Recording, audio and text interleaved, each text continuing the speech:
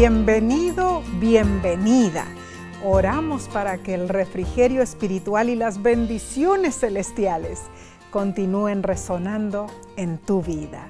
En nombre de la voz de la esperanza, gracias por acompañarnos en este repaso de la lección de la escuela sabática. Si te has unido por las redes sociales, comparte este estudio con otros. Claro que sí. Ahora, Omar, antes de continuar, debemos hacer lo más importante: pedir a Dios que nos guíe al estudiar y escudriñar la Biblia. Oremos. Querido y amoroso Padre Celestial, en este momento rogamos que limpies nuestro corazón y nuestra mente para que podamos entender este estudio de tu santa palabra. Amén. Te lo pedimos en el nombre de Cristo Jesús. Amén. Amén. Hoy saludamos en Cristo a nuestra hermana Irma Rosa. Oh, sí. Nos escribió lo siguiente, Nesí. A ver. Felicitaciones, pastor y esposa, por su lindo matrimonio. Dios les siga bendiciendo con vida y salud. Los veo desde Sydney, Australia, Nesí, donde vivo por 40 años. Además, veo toda su otra programación de La Voz de la Esperanza. Recuerdo cuando era niña, mis padres escuchaban La Voz de la Esperanza por radio y ahora yo los puedo escuchar y ver también. Qué gran bendición, dice, es tenerlos y aprender cada día más de las cosas de Dios. Si no los conozco en persona acá en la tierra, seguro los conoceré en el cielo.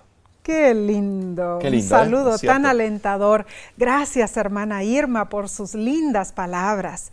Dios les siga bendiciendo ricamente y prepárese. Deseamos verla en la patria celestial. Amén. Así es. Bien. ¿Qué te parece, Nesí, si iniciamos el repaso de la lección número 9 para el 2 de diciembre 2023? Tremendo cómo pasa el tiempo, ¿eh? Claro. Y se titula Misión en favor de los poderosos. Oh, este tema toca teclas sensitivas, Oh, Omar. sí. Thomas Jefferson, el tercer presidente y el principal autor de la Declaración de Independencia de Estados Unidos, dijo: espero que nuestra sabiduría crezca con nuestro poder y nos enseñe que cuanto menos usemos nuestro poder, mayor será. Pero tristemente vemos naciones siendo gobernadas por personas insensatas, parecen chiquilines y en muchas instancias crueles. Sí. El texto de esta semana es claro. Así es. En Mateo capítulo 16, versículo 26, dice así: porque ¿qué aprovechará al hombre si ganare todo el mundo y perdiere su alma? ¿O qué recompensa dará el hombre por su alma? Cristo emplea aquí una vigorosa ilustración para resaltar una verdad eterna. Oh, sí. Hermanos, no hay respuesta adecuada para estas preguntas. El verdadero Hijo de Dios debe renunciarse a sí mismo, renunciar a sus propios planes y deseos. Debe estar dispuesto a seguir en las pisadas de ¿quién más? De Jesús. Y esto en verdad es algo muy serio e importante para todos nosotros los seres humanos. El comentario bíblico de Juan Calvino sobre el texto de esta semana dice: ¡qué descuido y qué brutal estupidez es esta! Que los hombres están tan apegados al mundo y tan ocupados con sus asuntos que no se dan cuenta de por qué nacieron. De hecho, se reconoce universalmente que el alma es de mayor valor que todas las riquezas y goces del mundo. Sin embargo, los hombres están tan cegados por las opiniones carnales que consciente y voluntariamente abandonan sus almas a la destrucción. Para que el mundo no nos fascine con sus encantos, recordemos el inmenso valor de nuestra alma. Si esto se considera seriamente, fácilmente disipará las vanas imaginaciones de la felicidad terrenal. Tremendo comentario de Juan Calvino. Es interesante cómo él encaraba esta dinámica. Pero también hay un comentario de Charles Box que dice lo siguiente: negarse a sí mismo significa negar la idea personal y aceptar la palabra de Dios como la única verdad absoluta. Seguir a Jesús significa aprender su estilo de vida e imitarlo.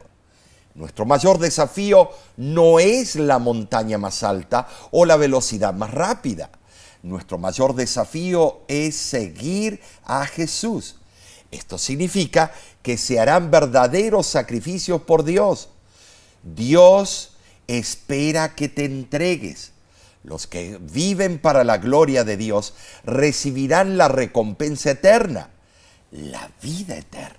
Bueno, aunque la Biblia fue escrita hace muchos años, es la revelación de la verdad de Dios para nuestro mundo hoy. Y entre las muchas verdades que revela está la de la naturaleza humana. Todos somos pecadores necesitados de la gracia divina.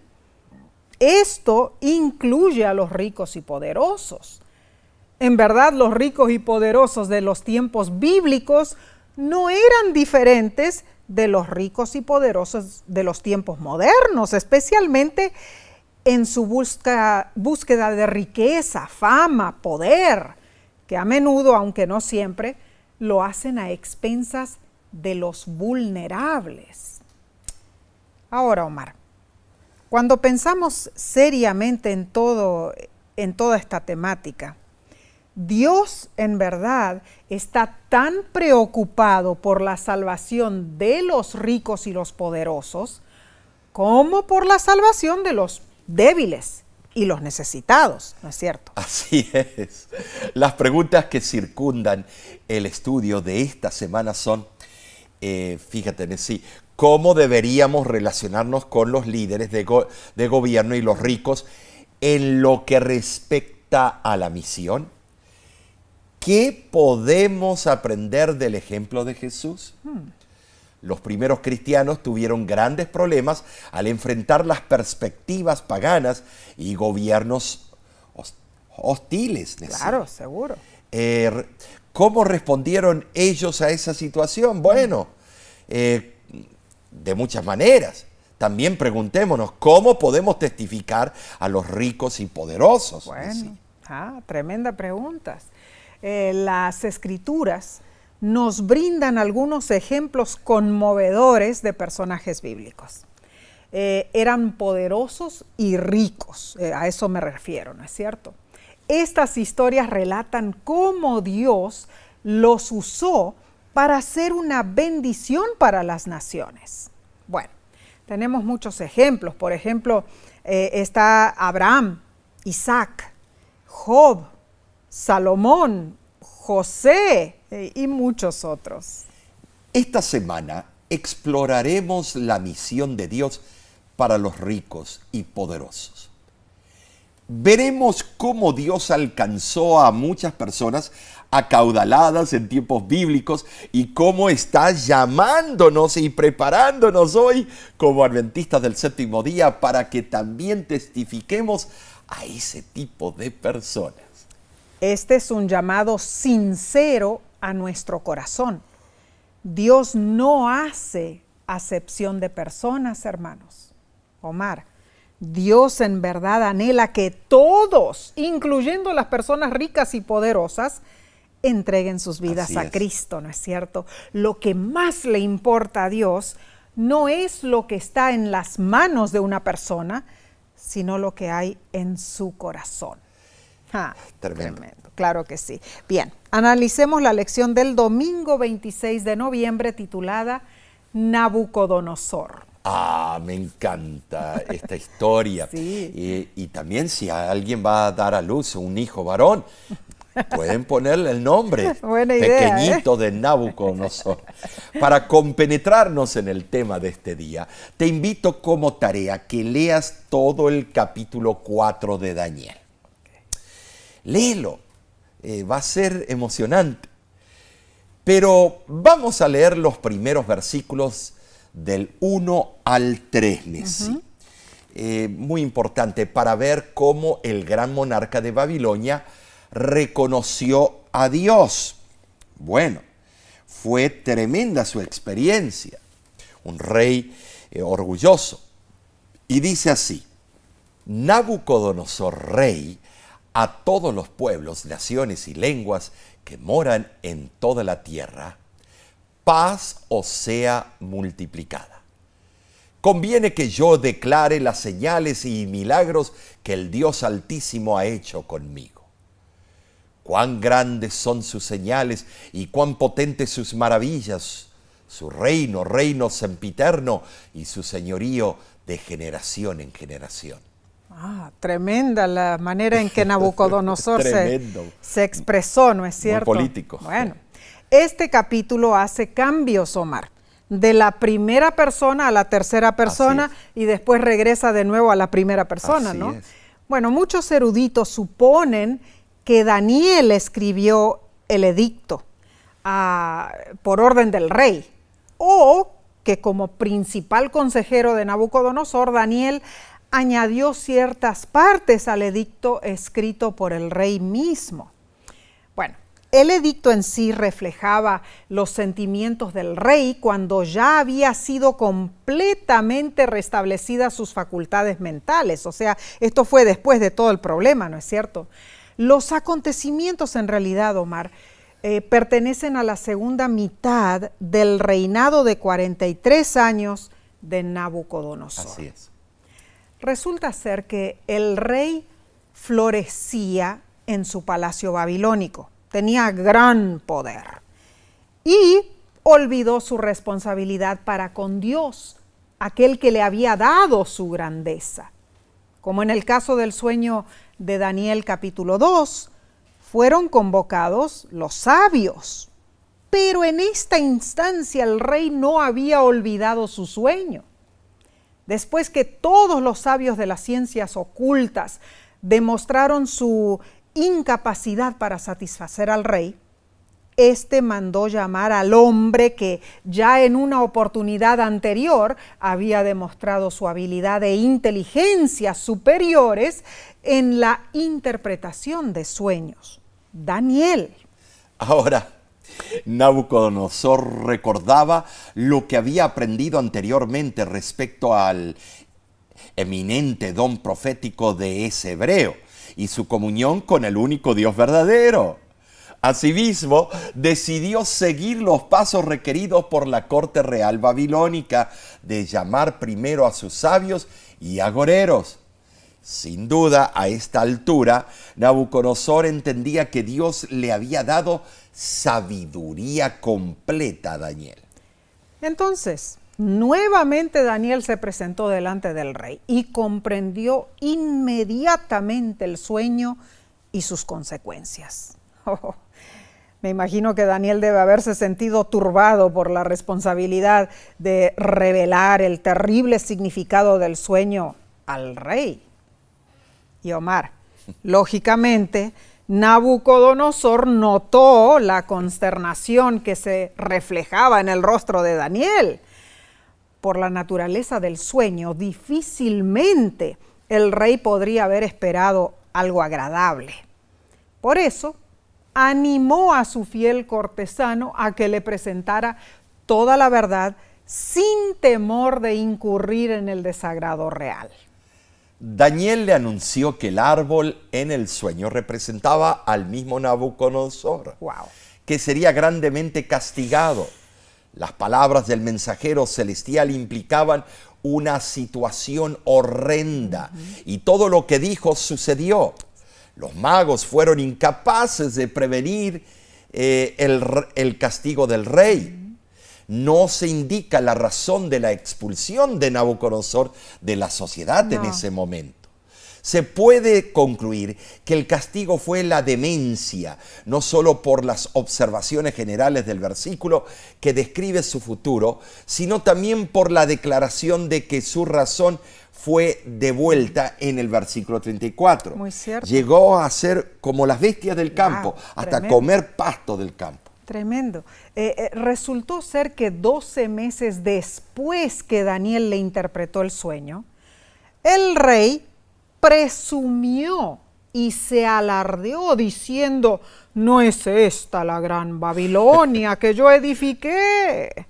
Se creyó la divina pomada. Sí, claro. En una inscripción babilónica, el orgulloso Nabucodonosor proclamó lo siguiente: construí yo el palacio, el asiento de mi realeza, el vínculo de la raza de los hombres, la morada del triunfo y el regocijo. ¡Wow! Tremendo de orgullo. Se creía, ¿no? Oh, el papá de Tarzán.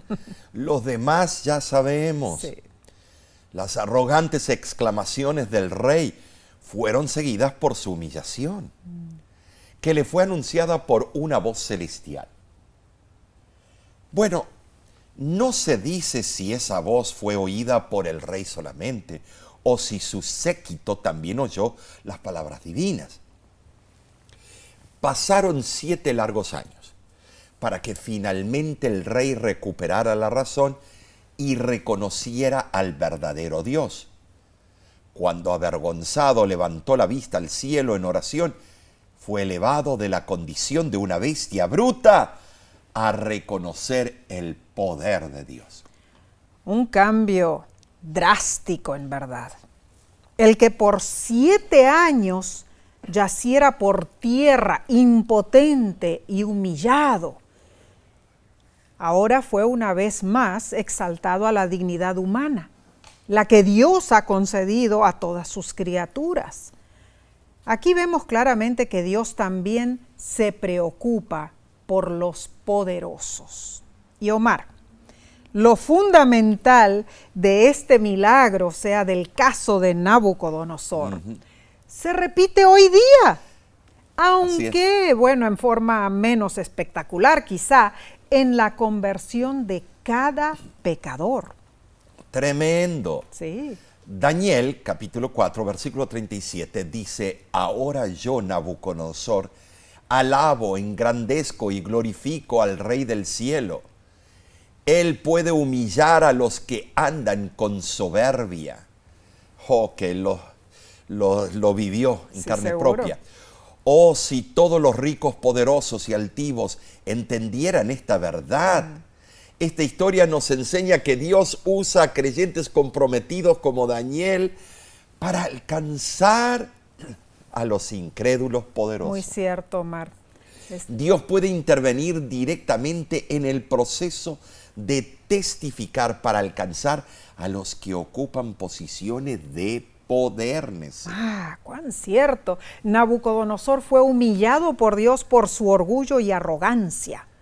Esta fue una historia dramática. Así es. Pero hay otras maneras en que los ricos, los poderosos y los altivos pueden ser también humillados. Ahora, la altivez ataca a cualquier ser humano, hermano. Tengamos cuidado de evitar el tipo de arrogancia que manifestó Nabucodonosor. Así es. Aunque lo niegues, es fácil tener una actitud altiva. Cuanto más te separas de Dios, más confianza depositas en ti mismo. Y eso lleva a pensamientos egoístas y acciones insolentes. Que Dios nos ayude a reconocer siempre su poder y gloria.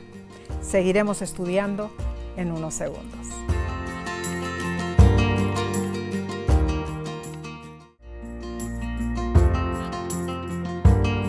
Nos place tener tu compañía. Gracias por estudiar con nosotros y compartir este repaso con tus contactos en las redes sociales. La lección del lunes 27 de noviembre se titula Naamán. En Segunda de Reyes, capítulo 5, versículos del 1 al 19, se cuenta la historia del general Naamán de Siria. Resulta que Siria estaba frecuentemente en guerra contra Israel. Oh, sí. Hasta el día de hoy, ¿no es cierto? Pero en ese momento había paz. El relato muestra las vicisitudes de las dos naciones y da un cuadro interesante de las relaciones internacionales y costumbres de esos tiempos. Es muy cierto. Naamán era un personaje Ya. muy importante, ¿no? Sí lo era. Había granjeado fama y honor con sus victorias, pero desgraciadamente era leproso. Qué Así barbaridad. cuenta la Biblia. Aún así, retenía su cargo como comandante de los ejércitos sirios. Y Dios usó una niña cautiva, hebrea, para ministrar a ese poderoso militar. Oh, la guerra es cruel, Omar, en Sí, lo realidad. Esa niña había sido llevada a un país enemigo sin consuelo ni esperanza. La vida no parecía ofrecerle gran cosa y ella podría haberse amargado si se hubiera dedicado a pensar solamente en su desgracia. Pero aún así, en tierra extraña, Dios tenía un servicio para que ella realizara. Oh, sí. Se nota que era una niña que tenía un carácter especial que Dios dijo, voy a utilizarla a ella. Tremendo. Ahora, aunque cautiva, la niña no se olvidó de su patria ni de su Dios. Tampoco pensó mal de los que la habían apresado y la obligaban a la servidumbre. Simpatizó con su amo enfermo y con su esposa, y deseando que el general sanara, le informó del profeta Eliseo. La lepra era una enfermedad incurable. Pero los padres de aquella niña hebrea le habían enseñado que para Dios no hay nada imposible. Y la niña dio ese maravilloso testimonio en favor del Dios de Israel en una tierra que no lo conocía.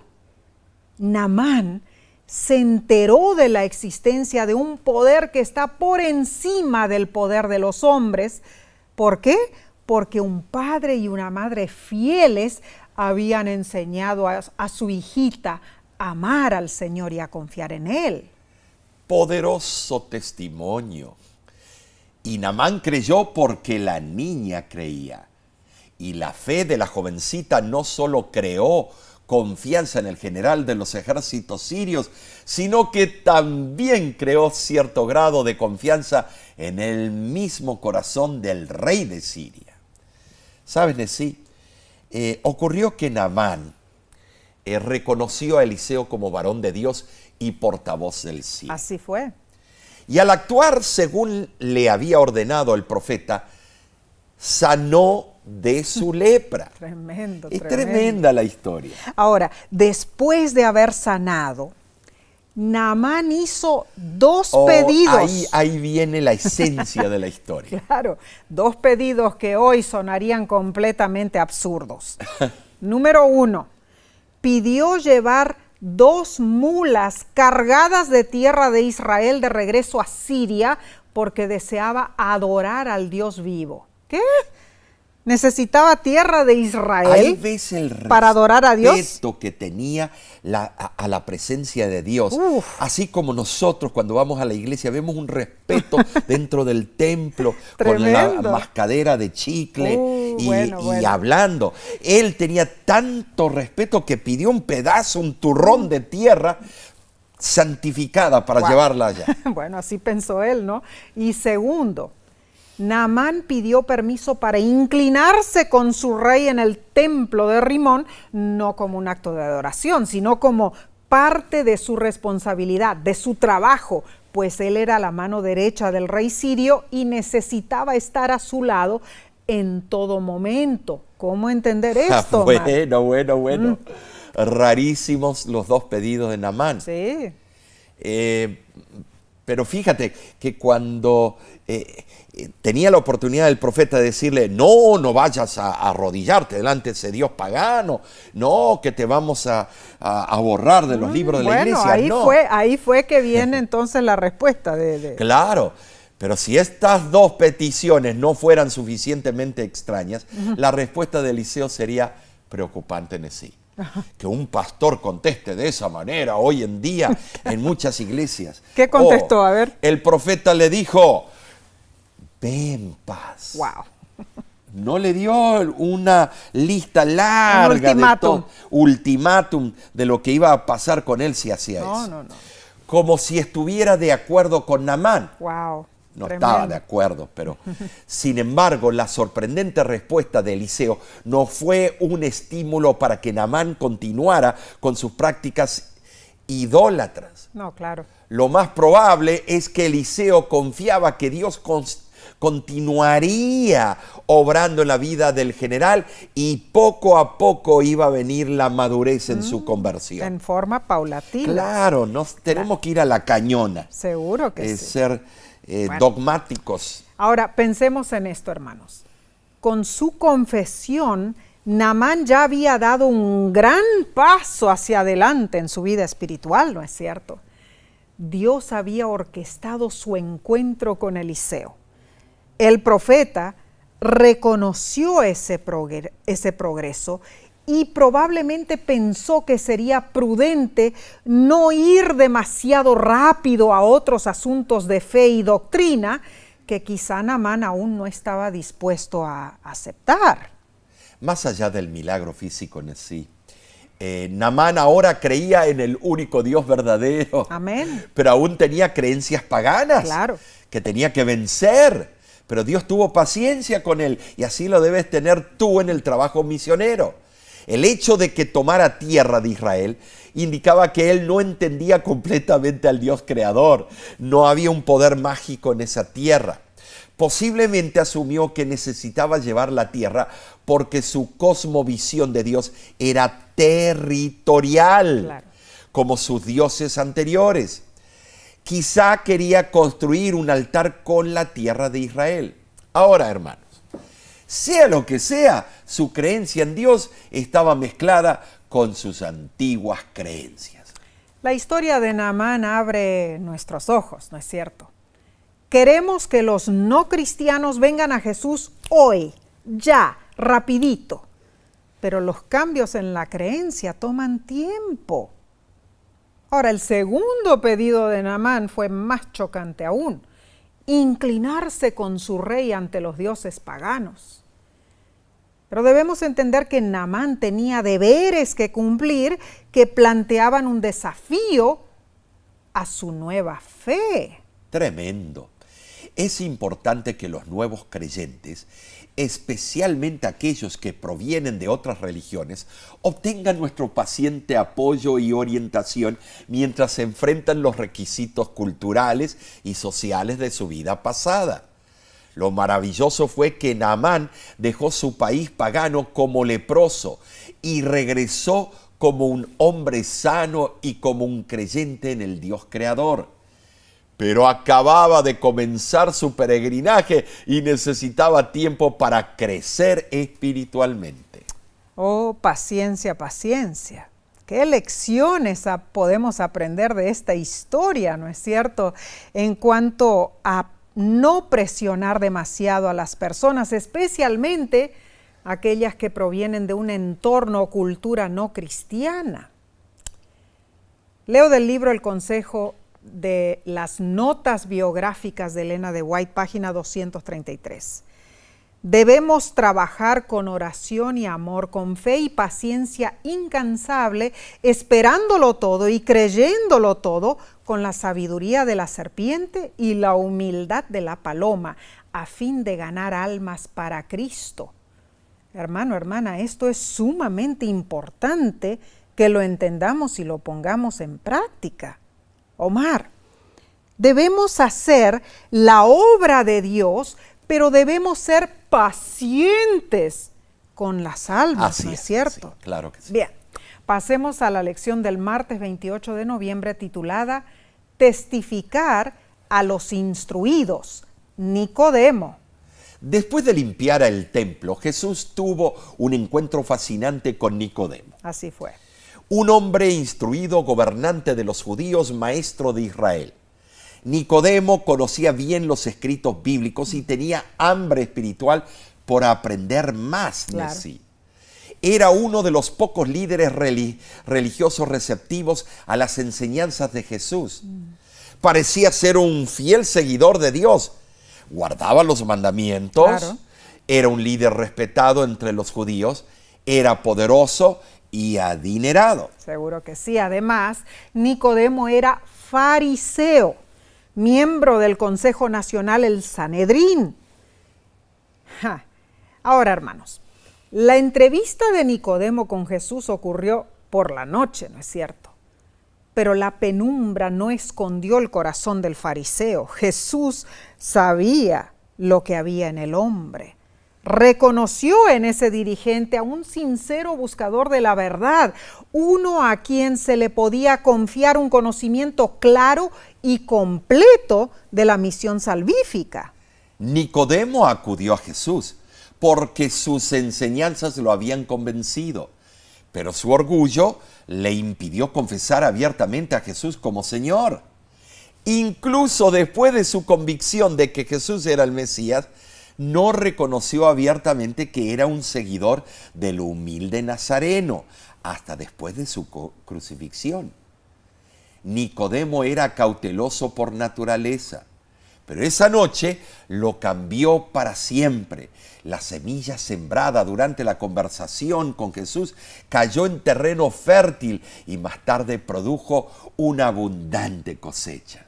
Nicodemo entendía la demostración de la aprobación divina manifiesta en las palabras y obras de Jesús.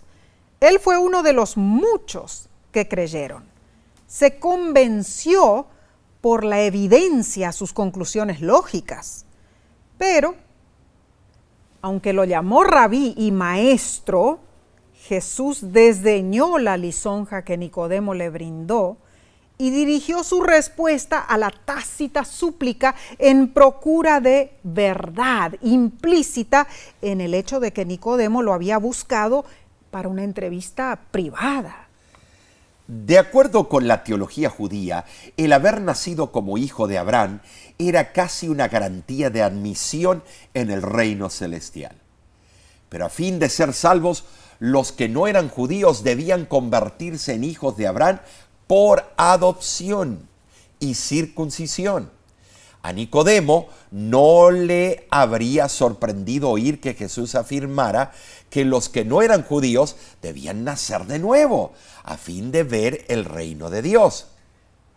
Pero, aquí viene el gran pero, la idea de que él, un respetable judío, famoso, estuviera fuera del círculo de la salvación, era un pensamiento nuevo e inquietante. Oh, más que seguro. Sin rodeos, Jesús le dijo al líder que debía nacer de nuevo. Y Nicodemo sabía que Jesús no hablaba de volver a nacer físicamente porque reconocía la imposibilidad de eso. Pero la otra conclusión le pareció igualmente increíble. ¿Cómo podía ser que él, siendo judío piadoso, necesitara experimentar el nuevo nacimiento que mencionaba Jesús? Oh, imagínate cómo él, de la raza perfecta. Sí, claro. Nicodemo enfrentó un dilema. No podía aceptar la primera alternativa y no estaba dispuesto a aceptar la segunda. No. Los fariseos pretendían, poseer un grado superior de justicia. Claro. Rehusaban el bautismo, como lo explica Lucas 7:30, porque Juan el Bautista predicaba la necesidad de arrepentimiento y ellos no tienen que arrepentirse. Nicodemo anticipaba su automática entrada al cielo por haber nacido judío. Claro. Pero Jesús le declaró que él necesitaba una transformación completa de su vida, de adentro para afuera, mediante el poder del Espíritu Santo. Cuán cierto, Mar. En verdad, el razonamiento engañoso de que el nuevo nacimiento es una ficción de la imaginación debido a que no se lo ve con los ojos de la carne, no tiene más validez que si se lo usara para negar la acción del viento porque éste no se ve. Hermanos, en cada caso, el creer debe basarse en los efectos que se producen. Si Nicodemo hubiese experimentado el nuevo nacimiento, no solo lo hubiera comprendido, sino que hubiera podido hablar con inteligencia acerca del bautismo a otros. Pero la conversión llegó paulatinamente a su corazón. Esto me recuerda a un profesional que conocí en Glendale, California. Lo voy a llamar el doctor José, digamos, para proteger su identidad. Él había sido caballero de Colón, desarrollando y apoyando muchos proyectos orientados al fortalecimiento mundial de la fe católica. En cierta ocasión, alguien le obsequió el libro El conflicto de los siglos. Al leerlo, sintió sed por estudiar más a fondo la Biblia. Pasaron varios años y fue llamado a venir a Estados Unidos de América para trabajar en el programa Let's Move, encabezado por la primera dama Michelle Obama, destinado a acabar con la obesidad infantil. ¿Sabes, Nessie? Nos tocó Sí, dar una estuvimos. semana de evangelismo en Glendale y el doctor asistía cada noche. Así fue. La temática era de profecías, la gran batalla entre el bien y el mal, entre Cristo y Satanás. Así fue. Él se me acercaba a menudo, me hacía preguntas y yo le contestaba con un escrito está, pero no forzaba su decisión. No.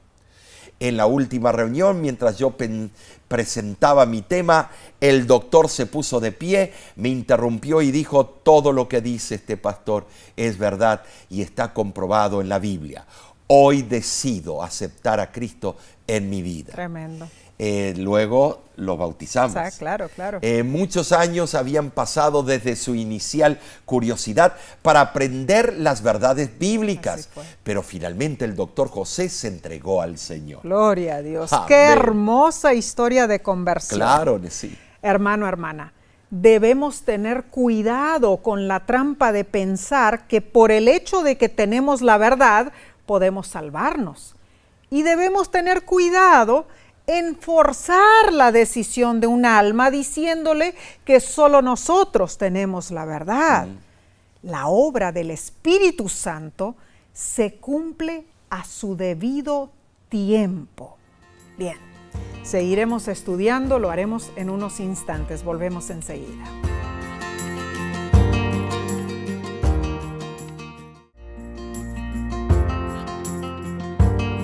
Estamos aprendiendo sobre cómo podemos compartir el Evangelio con los poderosos del mundo. Gracias por acompañarnos.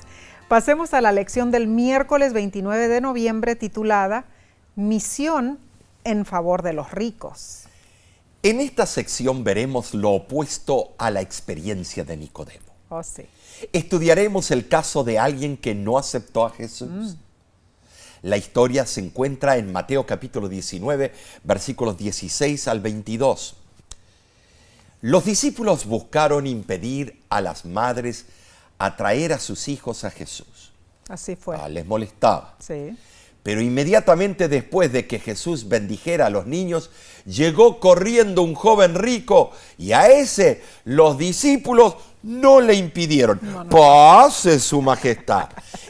Así hacemos en las iglesias a veces. A la chusma le impedimos. ¿Quién es la chusma? Bueno, tú decides.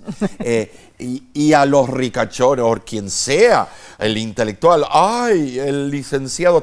Estimados, fíjense cómo Cristo trataba a todos por igual. Pensemos en esto. Es lamentable que algunos usan dos varas y dos medidas. Cierto. Enaltecen a los ricos y poderosos mientras desprecian a los más pequeños y necesitados. Es triste, en verdad. Es triste. Ah. Lo cierto es que sin la intromisión de los discípulos, este joven apareció en escena y conversó con Jesús Así fue. todo el tiempo que quiso. Sin ningún problema, ¿no es Claro. cierto? Ahora, el joven rico admiraba grandemente a Jesús, hermanos.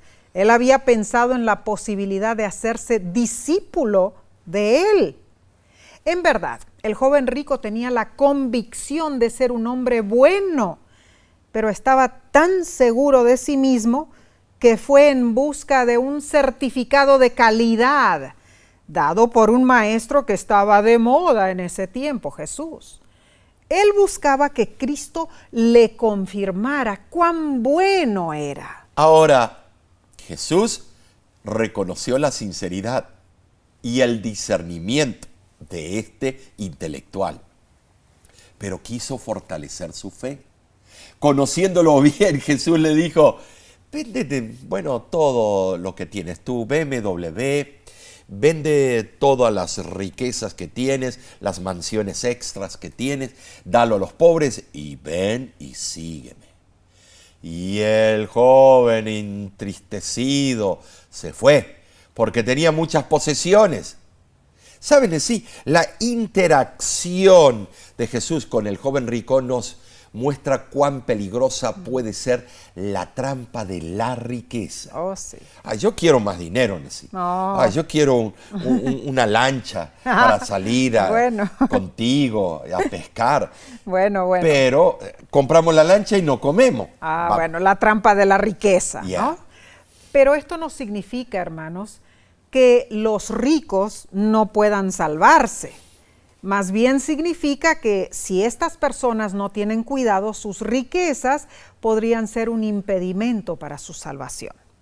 Al fin y al cabo, los ricos y pobres todos enfrentamos el mismo destino, la tumba. Así es, Nessie. Todos vamos al mismo lugar. ¿Sí? Ahí no están esperando para dar la bienvenida a los gusanos. Bueno. Estimados. Esto significa que los ricos tienen una necesidad de salvación. Así es. Tan desesperada como cualquier otra persona. Muy Nessie. cierto. Sí. Pero aunque el dinero pueda comprar todo lo material, no puede comprar la exoneración de la muerte. No. Eso solo viene como un regalo Amén. ofrecido, gloria a Dios, gratuitamente por Jesús a quien lo busque por la fe. Gloria a Dios. Ahora, comparemos el joven rico con Zaqueo, cuya historia está en Lucas 19, del 1 al 10. Zaqueo le respondió a Jesús de una manera completamente diferente a la del joven rico. Ahora, Zaqueo era publicano, jefe de los recaudadores de impuestos para el Imperio Romano, y sus conciudadanos lo detestaban. Era colaboracionista y extorsionador, y su comportamiento era moralmente reprochable. Se aprovechaba de otros para volverse él más rico. Ahora, hermanos, no sabemos exactamente cuándo Zaqueo se arrepintió de sus pecados, pero sabemos que eso ocurrió. En él ocurrió conversión, hermanos. Al final, Zaqueo hizo cosas que solo pueden ser el resultado de una vida que ha sido cambiada por Cristo, una vida convertida, no convencida, porque en la iglesia están llenas de convencidos. Pero ¿cuántos somos convertidos? Lucas 19:8 dice, Zaqueo, puesto en pie, dijo al Señor, he aquí, Señor, la mitad de mis bienes doy a los pobres, y si en algo he defraudado a alguno, se lo devuelvo cuadruplicado. Bueno, notemos que Jesús no le dijo a Zaqueo que vendiera lo que tenía y se lo diera a los pobres, como lo hizo con el joven rico. Es que Jesús sabía cuán atado a su dinero estaba el gobernante rico, tanto que no estaba listo para dejar todo y seguir a Jesús. En marcado contraste, aunque no sabemos lo que habló Jesús cuando estuvo en casa de Zaqueo, este obviamente se percató que tenía que hacer cambios en su vida, especialmente en lo relacionado con su riqueza. Pero aquí hay una paradoja. El arrepentido Zaqueo le dijo sí a Jesús, mientras que el joven cumplidor de la ley rehuyó la propuesta de Cristo porque estaba demasiado apegado a sus riquezas, a su seguridad, a sus prácticas religiosas y a su autocomplacencia. La respuesta de Zaqueo, en contraste, fue espontánea, porque permitió que su vida estuviera en manos del Señor. Por otro lado, el joven, que llevaba largo tiempo reflexionando sobre su salvación, cumpliendo los mandamientos, le dio la espalda a Jesús. Bueno, en la Biblia hay muchos casos. El joven rico no fue el único que se excusó con Jesús para no seguirle. Hubo uno que dijo, déjame enterrar primero a mi padre. Otro dijo, déjame despedirme de mi familia. Sin embargo, Jesús pide una respuesta rápida y confiada, incluso hoy en día. ¿Saben? Sí, me voy a detener un poquito, algo curioso. Hace un tiempo atrás encontraron culpable a un expresidente de estafar a los bancos y estafar a los mercaderes, quien él contrató. Aquí en Estados Unidos, ¿no? Bueno, no digamos qué país. Entonces, pero no te preocupes, la solución está. Porque ese expresidente va a hacer lo mismo que hizo Zaqueo. Oh, sí, seguro. O él va a devolver a cada uno que estafó 4 veces más. ¿Qué les parece, Wow, hermano? tremendo. Si los políticos de nuestros países, de toda Latinoamérica, hicieran eso, qué bien que estarían nuestros países. La verdad que sí. Ay, pero dejemos esa broma o esa sátira. Nosotros también ponemos excusas. Cierto. El trabajo, los niños, la falta de tiempo, los estudios, las deudas. Queremos decir un sí rotundo, como el de Zaqueo, pero no reconocemos nuestros pecados. Oh, sí. ¿Saben? Sí, muchas veces nos instalamos en la comodidad de nuestro cristianismo conocido y no nos examinamos como debiéramos para ver lo que tenemos que cambiar, Nessie. Ay. No hacemos un inventario, o sea, Es serio esto, Mar, tremendo, Claro. tremendo. Mateo 16:26 dice, porque ¿qué aprovechará al hombre si ganare todo el mundo y perdiere su alma? Hermano, hermana, debemos dejar la comodidad del joven rico y aventurarnos a confiar en Cristo como Zaqueo. ¿Cómo lo podemos lograr? Jesús dijo en Mateo 19:26, para los hombres esto es imposible, mas para Dios todo es posible. No escatimes el poder de Dios. Deja a un lado tus excusas y lo que te aferra al mundo y entrégale tu vida por completo. Bien, pasemos al estudio del jueves 30 de noviembre titulado Misión en favor de los poderosos. En la Biblia, muchos poderosos acudieron a Jesús y Él los atendió. Ahora, muchos de ellos no siguieron a Jesús de inmediato. Esperaron hasta estar seguros de que Él era verdaderamente el Mesías. Eso sucedió con Nicodemo y José de Arimatea. Leamos Mateo capítulo 27, versículos del 57 al 60. Dice, cuando llegó la noche, vino un hombre rico de Arimatea llamado José, que también había sido discípulo de Jesús. Este fue a Pilato y pidió el cuerpo de Jesús. Entonces Pilato mandó que se le diese el cuerpo, y tomando José el cuerpo, lo envolvió en una sábana limpia y lo puso en su sepulcro nuevo que había labrado en la peña.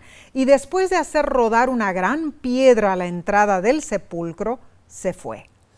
Ahora, Marcos describe a José de Arimatea como miembro del noble concilio, o sea, el concilio, claro, de Jerusalén, a donde estaban todos los grandes encumbrados, Claro. el Sanedrín.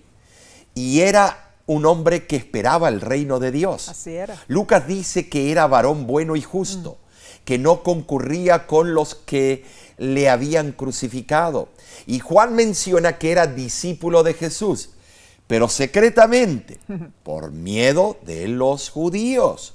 Juan también describe que Nicodemo cooperó con José en las diligencias para sepultar a Jesús.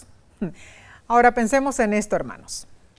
Ambos habían sido excluidos de los juicios de Jesús ante el Sanedrín porque antes habían hablado en favor de Jesús. Sin embargo, se presentaron sin temor para hacer lo que ningún otro amigo de Jesús podía hacer, pagar por los gastos de su sepultura. Nicodemo fue a comprar especias para embalsamar el cuerpo de Jesús. Simultáneamente, José de Arimatea fue a ver a Pilato. El tiempo era escaso. Era viernes por la tarde y la tarea debía completarse antes de la puesta del sol. ¿Saben? Sí, debe haber, demandado valor manifestar simpatía por uno acusado por la Suprema Corte Judía, sí, como blasfemo y ejecutado como traidor de Roma. Sí, estos dos tuvieron valor. Sí, claro, y el valor de José y Nicodemo refulge con mayor brillo porque contrasta con la cobardía de los discípulos, Claro. ¿no es cierto? La ley de Moisés ordenaba que el cuerpo de un criminal crucificado fuera bajado antes de la puesta de sol. Era oprobioso que el cadáver permaneciera en la cruz durante el sábado. Según la costumbre, Jesús hubiera sido enterrado ignominiosamente en un campo reservado para simples criminales. Alrededor de Jerusalén abundan las cuevas y tumbas cavadas en la roca. Allí se acostumbraba a enterrar a los muertos. Esas tumbas solían tener por lo menos 2 nichos donde se colocaban los cuerpos. La generosa dádiva del adinerado José de Arimatea, al ceder su sepulcro para enterrar a Jesús, resolvió un problema para el cual los discípulos, no tenían solución. Bueno, hasta ese momento no se mencionó a José de Arimatea. De repente, este hombre rico aparece como por arte de magia para cumplir la profecía. Sí, porque el entierro de Jesús dispuesto por José de Arimatea efectuó la predicción de Isaías 53:9, donde dice que el Mesías estaría con los ricos en su muerte. Ay, Omar, Dios en realidad ha usado a través de los tiempos y seguirá usando a los ricos para sus divinos propósitos. Entonces, debemos obrar en favor de ellos, ¿no es cierto? Ahora, las personas poderosas preferían asociarse con un ministerio genuino para ser parte de algo que pueda cambiar la vida de las personas. Y eso ocurre hoy también. Claro, Seguro que sí. Sí, es muy interesante. Un ministerio genuino proporciona una oportunidad para que los ricos y poderosos obtengan la ayuda que necesitan sin revelar públicamente sus necesidades. Cierto. Ese ministerio debe ofrecer una vía para que ellos sean parte del ministerio de Dios. Debemos invertir tiempo para los ricos y poderosos de nuestra sociedad. Qué tremendo. Pero estamos llegando al final. Claro, claro. La lección nos presenta 2 desafíos. El primero es: añade a tu lista de oración a alguien que esté en una posición de poder, que no sea creyente, pero que sea alguien con quien puedas contactarte de vez en cuando. El segundo desafío es: escribe una carta o un correo electrónico a alguien en una posición de poder, aunque no lo conozcas, y dile que estás orando por él o ella. ¡Wow! Que Dios nos ayude a cumplir nuestra misión en favor de los poderosos. Repasemos, hermanos. Número 1, debemos evitar la arrogancia y la actitud altiva que manifestó Nabucodonosor. Número 2, no presionemos demasiado a las personas, especialmente las que provienen de un entorno no cristiano. Seamos pacientes con las almas. Número 3, evitemos pensar que porque tenemos la verdad nos salvaremos. La decisión de un alma no ocurre porque tenemos la verdad, sino por la obra del Espíritu Santo. Y número 4, dejemos la comodidad del joven rico y aventurémonos a confiar en Cristo como Zaqueo. Y número 5, Dios ha usado y seguirá usando a los ricos y poderosos para sus divinos propósitos. Debemos obrar una misión especial en favor de ellos. Aprendimos mucho, ¿no es cierto, hermanos? Cierto. La semana que viene estudiaremos otra faceta de la misión de Dios. La próxima semana, la lección se titula Misión en favor de los no alcanzados, primera parte. Sintonízanos nuevamente y estudiemos juntos. Si no lo has hecho, inscríbete al canal de YouTube de La Voz de la Esperanza. Además de programas radiales, estudios bíblicos, esfuerzos de evangelismo público y consejos para la salud, también transmitimos temas de gran interés cada semana. Y de paso, Este viernes En la Claro que serie, ¿cuál es la serie? Bueno, La Gran Controversia. El tema de la gran controversia se titula Su martirio, nuestra libertad. Gracias por acompañarnos y por apoyar al Ministerio de la Voz de la Esperanza. Amén. Gracias por orar por nosotros. Gracias por tus donaciones. Amén. De nuestra parte, oramos también por ti. Claro que sí. Y bueno, nos despedimos, pero Claro. por poquito tiempo, porque nos vemos enseguida la próxima semana. Y te decimos el versículo precioso de la Biblia: Dios te bendiga y te guarde. Dios haga resplandecer su rostro sobre ti, tenga de ti misericordia.